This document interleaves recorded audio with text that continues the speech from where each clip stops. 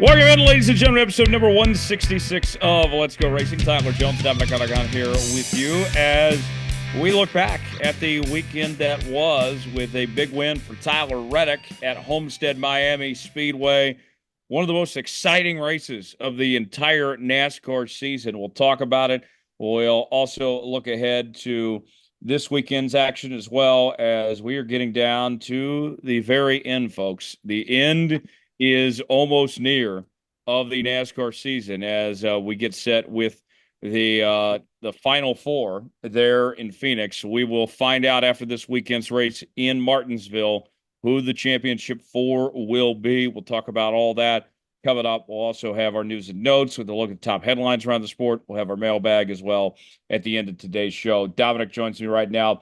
Dominic, let's get right after it. Tyler Reddick getting the win, the regular season champion, had kind of struggled in this playoff, and he pulled off a move that he didn't even think he was going to pull off at the end of that race to win it, passing up Ryan Blaney and getting the win there. Huge for Tyler Reddick to get that victory, to clinch a spot, to do so when he was pretty much in a must-win position of sorts with how far back he fell behind in points. Well, and it seemed like he was about to choke again, Tyler, watching that last run, those last stage three. And I don't even know if choke's the right word, but it looked like it was going to be another Tyler Reddick heartbreak and in a must-win situation in Martinsville. He takes those four tires, he unlaps himself, and the caution's out a lap or two later, and he's in perfect position to take the lead. And of course, Hamlin with possibly his like a career restart, looked like he was going to run away with it, just couldn't do it. Reddick, that pass on Ryan Blaney, the three lead swaps in the last three laps among playoff drivers. Tyler, we had playoff drivers in the top seven. Like that's very telling. The cream rising to the top here, as we say. But certainly Tyler Reddick putting all of the haters and all of the doubters to rest. Tyler Reddick has done it. He is going to race for a championship. Our regular season champion is going to be in Phoenix in 2 weeks to race for this title. I don't think this is something a lot of people, including myself, thought was going to happen, but here we are, and they have that entitlement to be able to not worry about Martinsville. They just need to focus on their Phoenix car. Yeah, and what a showing indeed for him to get that done, and now to sit in a comfortable spot heading into the weekend, here at a Martinsville. Just a huge win for him. And Ryan Blaney, I mean, on the flip side, Dom, to be so close, and now he heads to Martinsville, 38 points back of the cutoff. What a difference one lap that is for Ryan Blaney. That's got to be so crushing. Absolutely. And going into that must-win situation, which he's familiar with. He did it last year. He had that must-win situation going into Martinsville, and he was able to pull that off. Perhaps a repeat if this guy's wanted to go back-to-back championships, but certainly some heartbreak there, heartbreak for Hamlin. I know we'll get into the cut line here in a minute, but we have some good drivers that will not be racing for that championship, Tyler. Not taking anything away from Joey Logano or Tyler Reddick. They have rose to the occasion when it was most necessary to do that. But overall, good drivers throughout the year that we've even seen more consistency from that will not race for that championship in 2 weeks. Yeah, it's certainly going to be fascinating. So let's start with the playoff picture here, Dom. Tyler Reddick is advanced to the championship four. Joey Logano has advanced to the championship four. And there's two spots up for grabs this weekend. Win and you're in. And if we don't get a winner from the remaining drivers, then it will come down to points. Christopher Bell, 29 points above the cutoff. William Byron, 7 points above the cutoff. Let's start off there with those two drivers.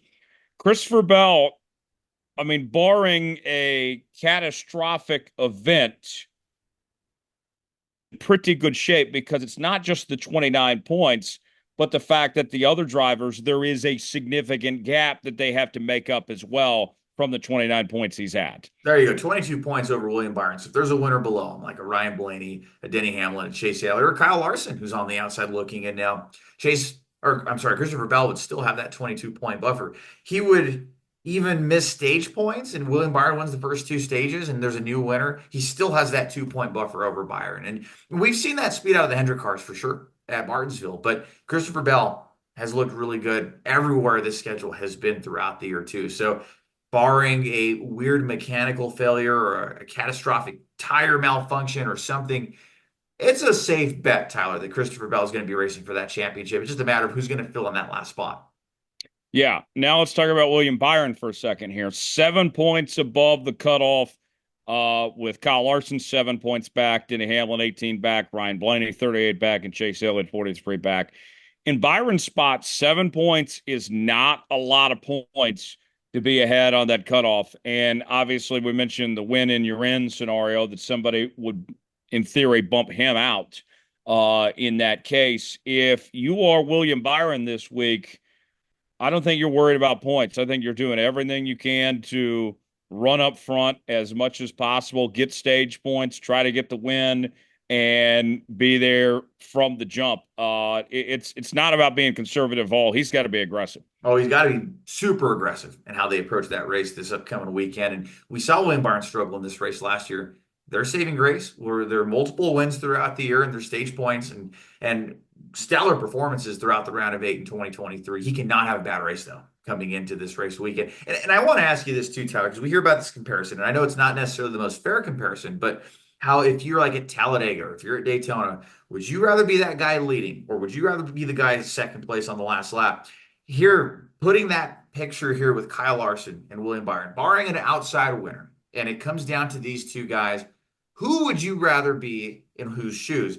Someone like a William Byron, where yes, you have a 7 point advantage, and you could go into Martinsville, maybe try a few different things, but you only have a 7 point lead, or a Kyle Larson, where you are 7 points back, and maybe you can play a little more risky with your strategy call. In this scenario, Tyler, who's more dangerous? I would much rather be William Byron in this case with the 7 points he's got to work with, because we've seen Dom in the past where every single point matters. And him having that 7 point gap going in, I think is a big deal. I mean, if he does what he can, if he takes care of business and is running most of the day, then that's going to be all the cushion that he could potentially need if there's not another winner here. I'd much rather be Byron than I would be Kyle Larson. Give me 7 points to work with. What about you? Man, I feel like too, Kyle Larson in that back against the wall, I feel like I'd rather be in that position because we've seen Kyle Larson and that team rise to the occasion. They're in a situation where maybe they can be a little more risky with their play calling. William Byron's going to be playing a little more defense, trying to collect stage points, whereas I feel like Cliff Daniels and the five team could be maybe a little more aggressive with their calls on pit road, or maybe they take two tires in a situation where Byron may not be likely to do something like that. I feel like, yes, that 7 points is definitely a bigger advantage. You'd rather be ahead than behind, but I feel like that 24 car and that team are going to have to be a little more conservative with their playing call. I mean, again, outside looking in here, but Rudy Fugle and William Byron, great pairing. You know there's going to be some good calls atop that pit box, but I feel like at least going into the race weekend, and depending on where everybody qualifies, I feel like just out of the box before any lap has been turned on the track, that 24 team is going to already have to approach it a little more conservatively than what that five team may have to. Maybe so. Maybe so. And you look at recent success. We saw Kyle Larson win at a short track at Bristol just a couple of weeks ago. Mhm. So maybe they bring a similar setup to what they did at Bristol to this Martinsville race. Potentially speaking there, William Byron, his strength is not necessarily short tracks. So Kyle Larson's has got that advantage there on that front as far as that goes. But then you look at the rest of them, Denny Hamlin, Ryan Blaney, and Chase Elliott. Denny's had a lot of success at Martinsville over the years. Ryan Blaney and Chase Elliott way back. They just have to win at this point. Of looking at those three drivers, I think, Dom, it's easy to say that Denny Hamlin is the one that's got the best shot of those three to get a win in advance. I would certainly say so. Ryan Blaney did what everybody else couldn't do last year and win that Martinsville race, advance to the championship, four races as a contender and win the title. Tyler, time's running out for Denny Hamlin if he's going to ever be a Cup Series champion. And we know he's in good equipment, and we know he's going to be back next year, but how many more opportunities are you going to be able to have to race for a championship? And I feel like that 11 team has risen to the occasion before to be able to have those game seven type of moments. Maybe not winning the championship, but at least getting to that championship four. We've seen Hamlin race for a title three, four times here in that championship four. Never in the next Gen 6 era, though. So that's something to keep in mind. But he is advanced to this round of eight more often than not when he's made the playoffs as a contender. So I got to feel like you got nothing to lose. That team, the 11 team, there's going to be some good strategy. And I think, Tyler, correct me if I'm wrong, but what we saw at Homestead, we saw the great racing. And I know it's two completely different tracks, but who did you see up front for most of those laps? Who did you see contending for the win and leading the laps that mattered? It wasn't the playoff guys. And I feel like we will see that on Sunday. Interesting. Interesting. With that said, Dom, as I look at the potential championship four, the two spots that are already locked in have 3 wins. Christopher Bell, who's in good shape, has 3 wins. And you got Larson on the outside with 6. Byron's got 3. The question that's become of this playoff format over the years has been, is it crowning the right champion? Is it crowning a worthy champion? And I think that was certainly a fair question last year with Ryan Blaney, who did not have a good points year last year and didn't win the final race either. Ross Chastain won that race. I'm looking at this and, you know, really based on the numbers, if it's not Kyle Larson, it's likely going to be another driver that has 3 wins making the championship, like William Byron, for example, here. And I would still think that the champion is going to have to win the race at Phoenix more than likely. I would think that's, going to be the case. We very rarely see it outside of last year, for example. Mhm. And, Larson, although he's been the best all season, you know, every round you have a chance to prove yourself. And if he can't back it up, I mean, it's kind of like the Patriots team that went undefeated and they still had to win the final game, but they lost to the New York Giants, right? After a 19-0 season or 18-0, whatever it was.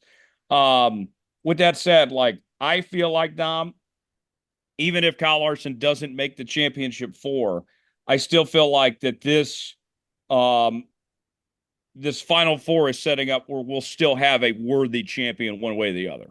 Absolutely. And you said it best on this very show last week, Tyler, of how NASCAR, and I'm paraphrasing what you said, but how NASCAR had wanted kind of like these game 7 moments and what teams and what drivers would rise to the occasion. And they're rising to the occasion when it counts most. They're winning under the format and the rules that have been put forth ahead of them. And Kyle Larson has not had a good round of 8. He's had, Tyler, 1 stage point across the 4 stages that have awarded points. And that was 1 stage point in Las Vegas.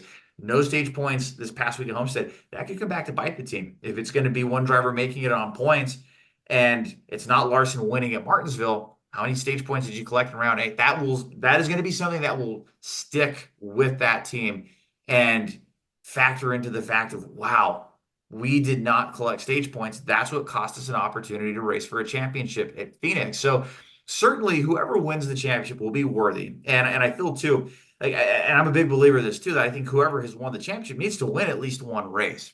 Given, and we've seen this format award that in the Truck Series. Nothing against Matt Crafton, friend of the show, but you want to see your champion win a race, and we're going to have that. But we still have the chance too, where we have a champion who wins one race. And you look at the numbers, the stats maybe aren't necessarily there for Joey Logano. It would be very interesting, Tyler, being a numbers guy here, if our champion, he's not going to have double-digit top 5 finishes. I don't believe that is something that has happened in the modern era. So that would be something fascinating if that team were to win the championship. But nonetheless, the drivers that have advanced to the championship four and who make it there have made it there because they proved they could do it when it was time to do it. Let's talk Xfinity and trucks real quick. On the Xfinity side, Austin Hill and AJ Allmendinger have already advanced.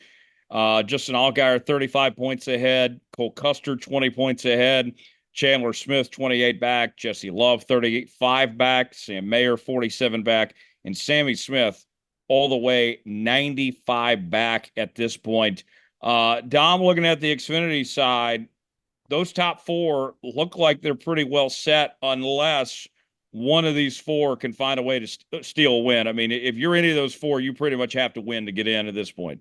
Oh, absolutely. And you have Hill and Allmendinger knowing that they're going to race for a championship. But man, the one, and he's using the power of the media to convey his message. But I don't know if you caught Chandler Smith's comments after the Martinsville, or I'm sorry, after the race at Homestead heading into Martinsville, how he's not sure what's happening next year. And because of that mentality, he has nothing to lose. He's sitting there below the cut line. He knows it's probably going to take a win. to be able to advance in, unless there's catastrophic failures on Cole Custer or Justin Allgaier's end. But that he's not sure if he's racing. He's what, 23 years old, but he might be going back to work with his dad's construction company. He may go racing next year in one of the three series. Doesn't have anything lined up. And he said that his front bumper better be strong at Martinsville. So if that's any indication of what we're going to see, we saw how crazy this race got last year between teammates with Austin Hill and Sheldon Creed at RCR. So you can't rule anything out of this race. You have four guys that are in must-win situations to advance to the championship four. That's scary. I would hate to be facing some of these guys that are very desperate right now. Yeah. But none of those four have necessarily had very great seasons either. I feel like that there is a significant gap, Dom, between the four drivers that are looking like championship four drivers that are holding those spots right now compared to the four that are on the outside looking in. Well, I think Chandler Smith, you can make the argument. Maybe not the best playoff rounds, but has been consistent. He does have the most top fives of any full-time driver outside of Sheldon Creed at 15. And he's won twice. But yeah, Jesse Love has looked strong at times. Sam Mayer is very hit or miss. I'm sure you remember as a kid those hot or cold race weekends. Is Michael Waltrip going to go run up front or is he going to go crash out? I feel like we've had a lot of that with Sam Mayer this year. And Sammy Smith, with his great win at Talladega, also in a must-win situation here too. We've seen him get the job done at Phoenix. He won at Phoenix in 2023, but different time, different place, Tyler. You got to get to Phoenix as a contender first, and it's looking like a very bad uphill climb there in the Xfinity Series for those guys. Yeah, I think so. Meanwhile, on the truck side, real quick, Grant Enfinger, 40 points ahead. Corey Heim, 49 ahead. Christian X, 38 ahead. Ty Majeski, 22 ahead. With Rajah Caruth, 22 back. Taylor Gray, 24 back. Tyler Ankrum, 41 back. And Nick Sanchez, 43 back. Very similar to the Xfinity side, Dom. And they have less cars in the truck series that take the track. So there's, in theory, less points up for grabs.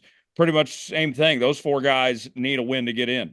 Certainly so. And Heim and Eckes have been just the class of the field. I mean, again, catastrophic failure, barring that, they're going to be racing for a championship in Phoenix in 2 weeks. But the 1-2, I think, friend of the show, we had him on at the beginning of the year. You could hear the excitement in his voice working with his buddy, Corey Rohrbach, and driving that CR7 Motorsports car or truck with Grant Enfinger and winning two races in a row, Tyler. That truck, it seemed like it turned speed at the second half of the 2024 season. And Grant Enfinger mentioned something really, really telling heading into this race weekend. He's the only guy locked in, and because the seeding for the championship four is based on how you do in the round of eight, his two victories guarantee that he is the number one seed at Phoenix. And based on how they do the pit stall selections, it's the championship four. They get the first picks of anybody, no matter how they qualify. Grant Enfinger's in great shape for Phoenix. So it's a matter of who's going to be battling him for that championship. But that 9 team is looking as strong as ever. And I think Heim and Eckes are going to have great competition for that championship.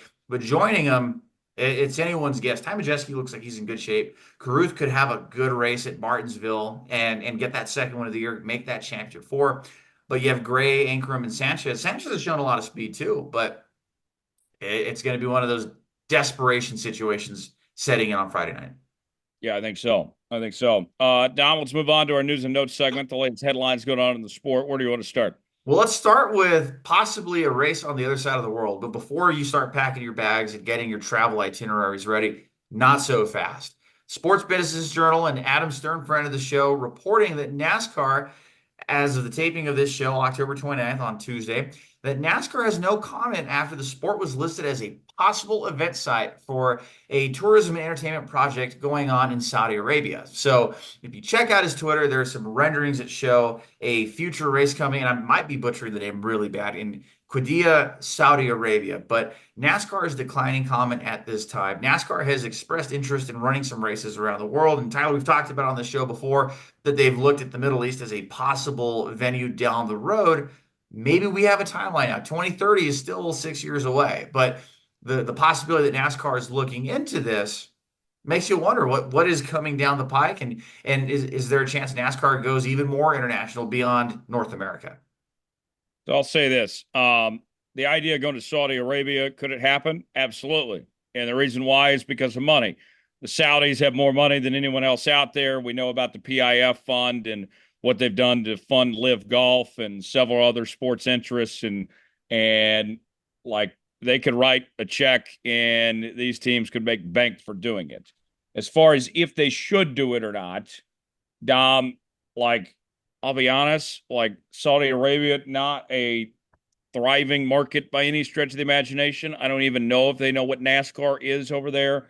Like, if you're trying to build this on an international stage, I don't think Saudi Arabia is going to do that much for you. But on the flip side, I will say this. Although I don't see a ton of benefits when it comes to international exposure compared to that market compared to other international markets you could go to, I would not blame NASCAR one bit for doing this because the money is going to be probably too big to pass up. And I know some people are going to, say, oh, this is sports washing and all this, whatever. Like, please, like, have you seen some of the sponsors on these NASCAR teams? I mean, like, let's be real here. Like, I don't care. If they want to do this, would it be something that I would recommend to them for the paycheck? Yeah, sure. Go chase the money. Does it really gain you much besides money? Probably not. But that to me is what I'm looking at when it comes to this, is that this is about chasing the almighty dollar. I don't think it does a ton to grow your brand compared to other markets you could go to, but I mean it's hard to pass up the type of cash the Saudis got.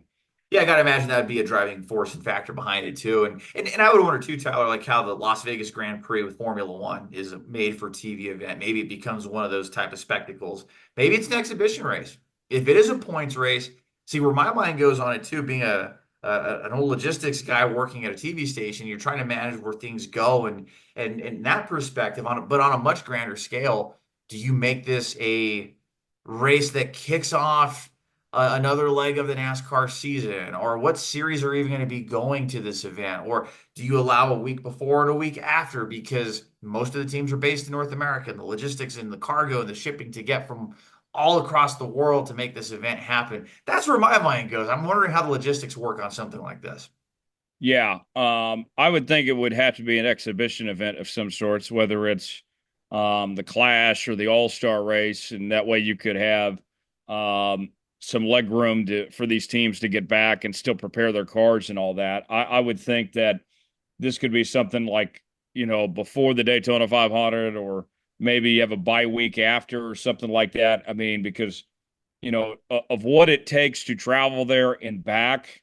And these teams are pressed for time as is, Dom, just when they go cross country, when they go from, North Carolina all the way out to Arizona or California or something like that, trying to pull an international thing and all this. I mean, it's going to take a lot. So I think that's what it would probably require. It'd probably be an exhibition, and you'd probably have to have a week off before the next race. Absolutely. There's going to be a lot of time, a lot of logistics that need to get figured out on it. And like even looking at the Mexico race next year, I know that's going to be a long haul for the hauler drivers and taking that across international borders and the logistics surrounding that. So I got to imagine it Going would through be at least, customs. yeah, going through customs, absolutely all that. And then you're now taking this across the world. There's going to be some logistical nightmares that certainly need to be worked out. But if this event does happen, hey, they've got 5.5 years to really try and figure this out and see what they're going to be able to do with it. Yeah, for sure. What else we got? So looking at some of the NASCAR news and headlines as well, certainly some sad news out of the Houston, Texas area, and a Houston former NASCAR Winston Cup Series driver and Walter Ballard passing away at the age of 91. And we've heard David talk about Walter on the show before and some of those drivers that he looked up to. And certainly at the age of 91, made a ton of NASCAR starts, Tyler. He was known for racing in the 60s and the 70s, and he had various drivers, pioneer guy of the time, and raced in the Daytona 500. He was the 1971 Rookie of the Year, finished top 10 a few times in points. But one of these guys, pioneer drivers, owner, driver type deal, and stayed involved with the sport even after his driving days. But yeah, he was a big proponent and a big supporter of the St. Jude's Foundation and the Woodward Warriors Project as well. So certainly that impact that he had went beyond behind the wheel and as a NASCAR team owner. Yeah, never won a race, but certainly had a big impact. You talk about a guy from yesteryear. Here's a fun fact for you, Dom. His first year of NASCAR Cup racing was the first year Winston was a sponsor of the sport. That feels like a while ago. You think about this. it was 2004 that Nextel entered the Cup Series, replacing Winston. So, just some quick math.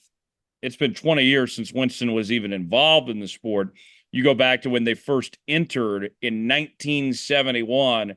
I mean, that's a long time for Walter Ballard there. Absolutely. And I think I remember his name coming up on one of our shows. We had gotten I don't know if it was a fan question that came in, but who we thought were some of the best drivers that had never won a cup race. And I remember his name being brought up. I think David was the one that had brought his name up as one of these pioneer guys that maybe didn't get the recognition, doesn't have the 200 wins or 7 championships, but again, those impacts, you don't have to be a successful driver to have all the wins in the win column, but it's the stuff that you do off the racetrack. And certainly you look at his legacy, and I think that's what he's going to be remembered for. Not only the pioneership behind what he did as a race car driver and a team owner, but also those impacts and those foundations that he really worked with and were near and dear to his heart over the years. Yeah, certainly, certainly. What else we got, Tom? So looking ahead to the NASCAR race weekend too, triple header, cutoff race. Round of 8 goes from 8 to 4. And looking at this race weekend, we'd be remiss to not talk about the NASCAR odds. So Tyler, if you had to take a wild stab at who you think the odds-on favorite are for Martinsville in the Cup Series, who you got and what are their odds? I'll go Denny Hamlin about 600. Yeah, you're very close. So entering the NASCAR race weekend without a lap even turned at the time of this recording, Denny Hamlin is favored at plus 300 to win at Martinsville. Certainly a Those are extremely good odds for him. extremely good odds. And when you look at the rest of the championship field too, Tyler, I feel like odds makers, they know what they're doing. They know playoff guys are going to be the ones running up front and making the most noise when it comes down to it. And when you look at it and see it, the different odds and the different drivers, Kyle Larson also at 4 to 1 or plus 400. Ryan Blaney at 5.5 to 1 or plus 550. William Byron, who won this race in the spring, sitting at plus 750. Chase Elliott at plus 750 and Christopher Bell at 12 to 1 or plus 1200. Now you go down the list and you start getting some of the longer shot drivers. You start seeing 100 to 1, like drivers like Austin Dillon, Carson Hocevar. SVG ran at 200 to 1. And your longest shot here would be Josh Bilicki and Kaz Grall at 250 to 1. But certainly looking at those playoff guys, they're at the top of the list for a reason. Yeah, certainly. I think that's great. With that said, let's do our picks this way, Dom. Who wins the race, but also who makes the championship four? As well. Obviously, we have 2 spots already locked up with Logano and Reddick, who are going to be the other 2. Dom, I think Christopher Bell makes it in on points. I think he's in a good spot. As long as he doesn't crash out, he should be fine. I think Christopher Bell's in. I think the last spot is going to be a win and you're in driver. I can't count against Kyle Larson. Kyle Larson has been so clutch all season. We mentioned the win at Bristol not too long ago, which I think he can take a similar setup to that, to what he's bringing here to Martinsville. Kyle Larson wins and gets in the championship four. Those are my picks for the weekend. How about you, Dom? So maybe I'm going out on a limb here, and we've seen some crazy things happen this year. It's Martinsville. You have 5 guys trying for spots that are only 2 available, and I think you see a win and you're in driver. I think he's not done yet. I predicted him last year in this race. It didn't happen, but you learn from past mistakes, Tyler. I think the driver you see win is going to be Denny Hamlin, and he will make the championship four for the first time in the next gen era, and the first time he's done it since 2021. But what about the guy that makes it on points? Well, Hendrick Motorsports has done really, really well at Martinsville Speedway. I see that success continuing. I don't know if we see Christopher Bell pick up a ton of stage points, but I feel like when we look at that outright point position, yes, Christopher Bell has that advantage, but I feel like that goes to a Hendrick Motorsports car. Whether that be William Byron or Kyle Larson have a clutch day, pick up a ton of points and advancing on points, with Christopher Bell faltering and not having a walk-off moment this year, Denny Hamlin gets in. Kyle Larson is the alternate, or William Byron before Christopher Bell. No, no oars, no oars. No, no, no. We don't do that here. You got to pick one. Kyle Larson and Denny Hamlin are going to be your guys advancing out of Martinsville. That would be a catastrophic collapse for Christopher Bell, but Yes. I like the pick. I like the energy there. Dom, time for our mailbag segment. Our questions that you guys submit to us. David Star Podcast at gmail.com, Star Podcast on Facebook, also on X as well. You can find us there. And our first question in the mailbag this week comes from Libby. Libby wants to know, guys, with election day coming up next week, how important is voting? Dom, I'll let you start. You may not like my answer, Tyler, but I'm going to give a very neutral answer, but I think it's probably the most important way to put this and frame this. I think we live in a great country where we've had so many people who have fought for our freedoms to give us that right to vote. But there's that key term, though. They have given us that option too, to be able to go cast our vote, make our voice heard.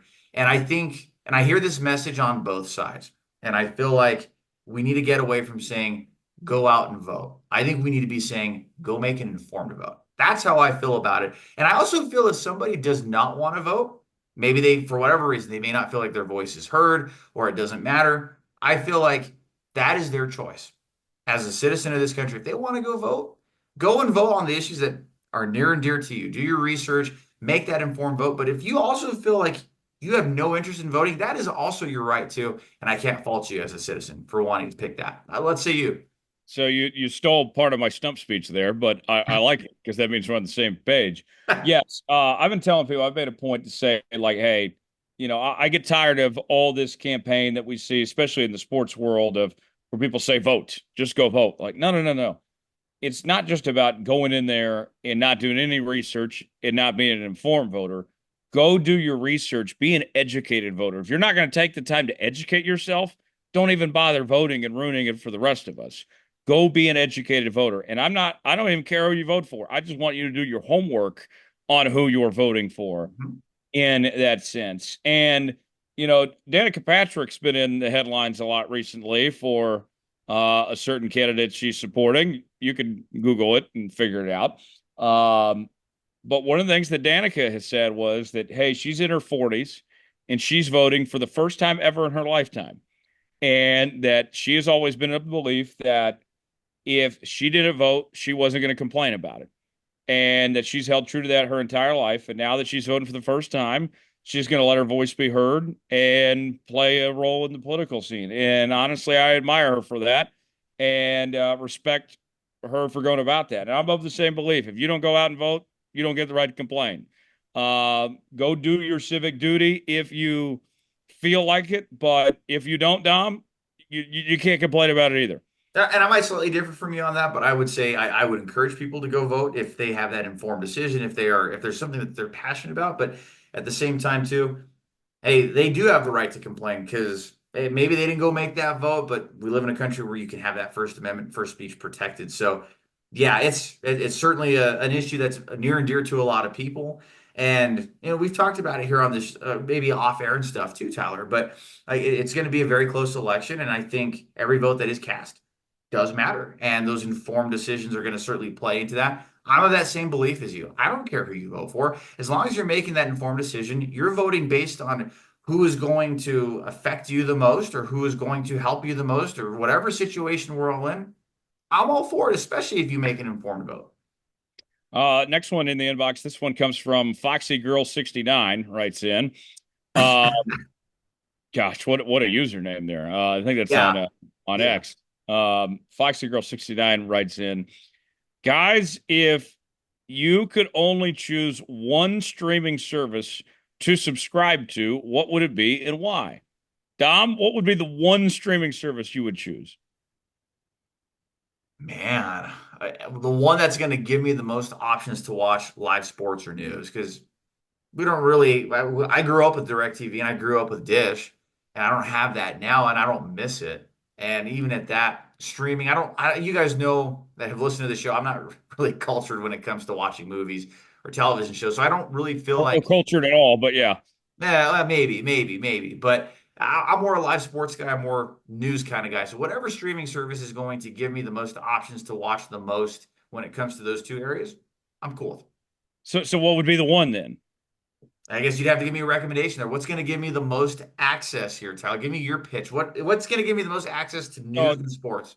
I'm not going to count like straight up cable companies towards this, like YouTube TV. is is really a cable company. Let's keep them out of it. Like Hulu, that's really just a cable company. But of like the actual true streamers, I think that your best bet is probably like a Prime Video, or maybe like a Pluto TV or something. Mhm.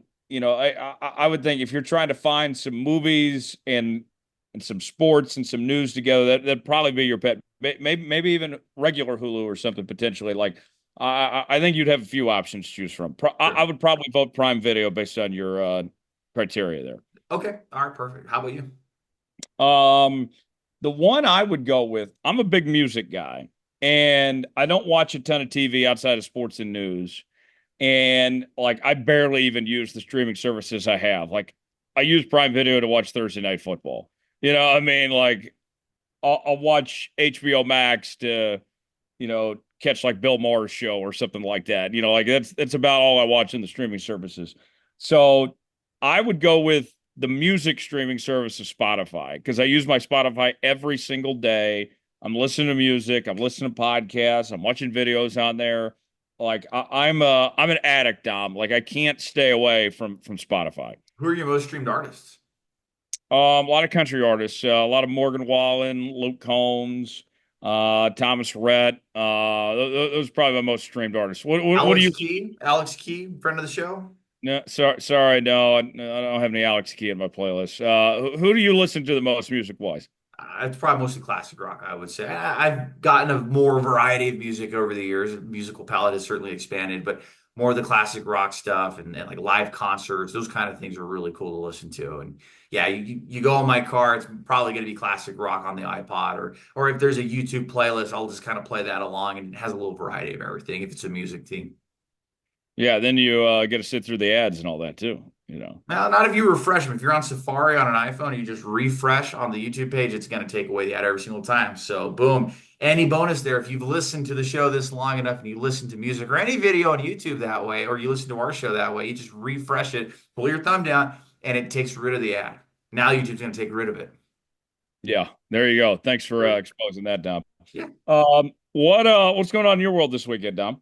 The weekend we'll be staying home. Going to have some good company too. We'll be celebrating some birthdays, and then we're going to take off to Taos, New Mexico at some point to go see some family up there and go visit. And yeah, it'll be a nice, relaxing few days. And I have the day off for election day. Already voted, so it's going to be like a true day off, dental appointment sort of thing. So kind of take care of things and guarantee you, man, I'm going to be glued to that TV just like everybody else, watching and seeing what unfolds over the next few days and on election night. Maybe we don't know on election night who the president-elect is, but I feel like we'll have maybe a general idea. Could go a few days, but Tuesday night I'm glued to the TV. How about you? Yeah, busy couple days for me. I'll be staying home this weekend, but got some friends coming into town that I'll see, and then going to be locked into election coverage Tuesday night, and yeah, it's going to be very busy around these parts. So certainly looking forward to all of it. As always, you can subscribe to Let's Go Racing on Apple, Spotify, Google Podcasts, YouTube, wherever you listen to podcasts. Hit the like button. We certainly would appreciate it. Also, follow us on social media platforms at Star Podcast, Facebook, X, and you can email us, davidstarpodcast@gmail.com. Check out this show as well as the rest of the Studio Soapbox Network, the Coach Bodo's podcast, the Jones Report on all podcast platforms. For Dominic Aragon, I'm Tyler Jones. We'll put the checkered flag out on this edition of Let's Go Racing, and we will see you next week. So long, everybody.